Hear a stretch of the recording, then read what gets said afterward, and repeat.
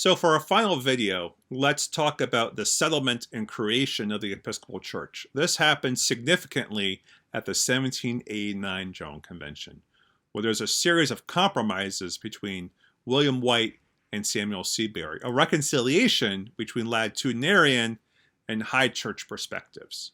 Most importantly, there's a promise for Samuel Seabury's ordination to be recognized, whereas it had been called into doubt 3 years earlier. This allows for the Massachusetts and Connecticut delegations, which were high church in orientation, to attend. The Constitution of 1789 is significant here.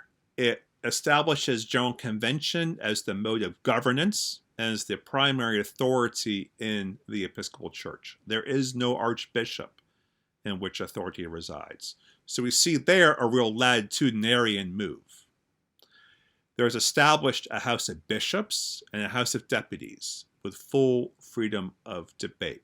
Again, this really maps on well to this Whiggish Republican perspective that White is articulating. However, there's also changes made to the Constitution for Seabury and his high church perspective. Most importantly, lay deputies are made optional for any state convention's delegation to General Convention. And the original idea that the House of Deputies had veto power over decisions by the House of Bishops was weakened. So this weakening of lay authority maps well onto a high church theology. There's also the creation of a new Book of Common Prayer for the Episcopal Church in the United States. It's essentially a revision of the 1662 English Book of Common Prayer. It is not a wholesale adoption of a Scottish prayer book.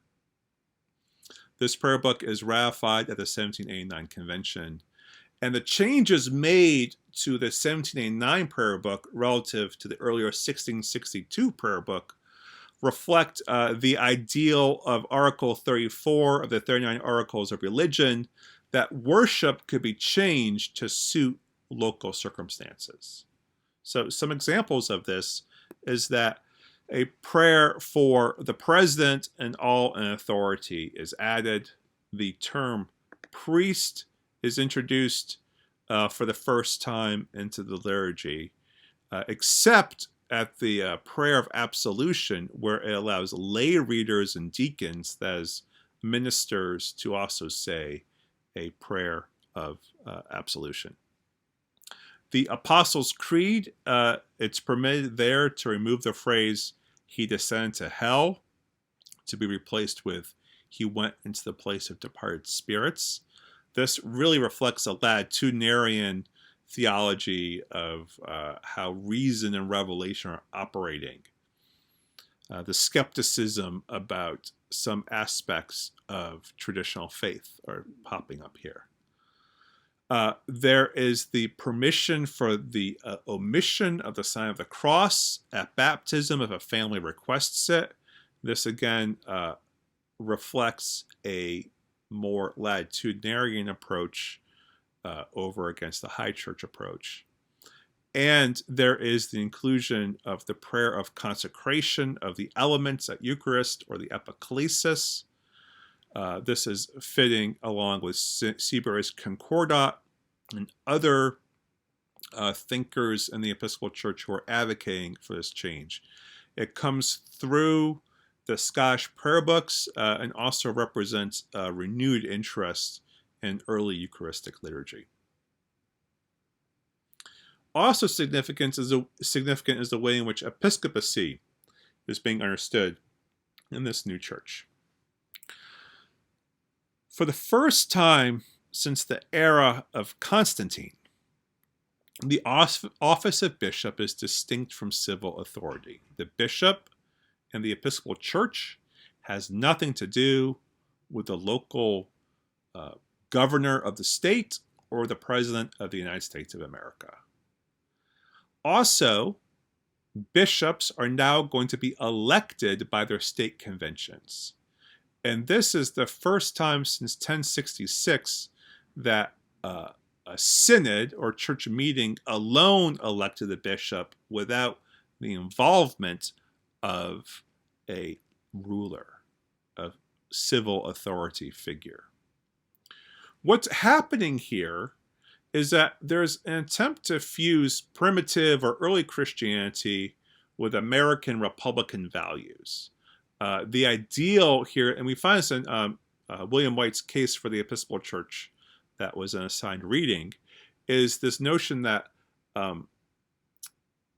having the laity's authority restored and the right of clergy restored to both collaboratively work on electing a bishop, he saw as an early ancient Christian right that monarchs had wrongfully usurped.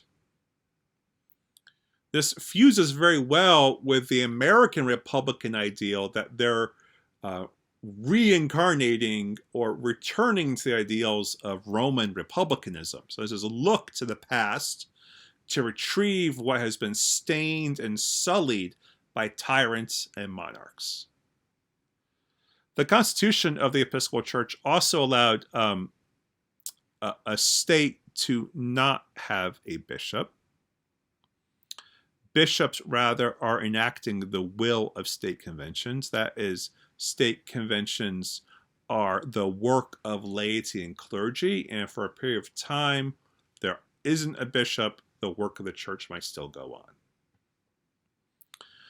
There are also very few symbols of office for the bishop being used this time. Samuel Seabury rarely wore a mitre, only occasionally. Neither Provost or White, the other first two bishops, ever wore a mitre. They never wore a mitre. And the crozier was never used. And so all the trappings we associate with the vestment of a bishop really developed in the late 19th century.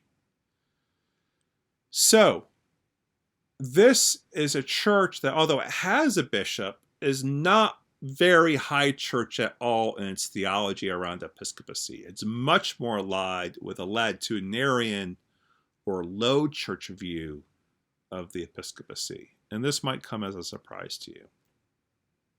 So now I have offered you a range of things to think about for the development of the Episcopal Church in the late 18th century.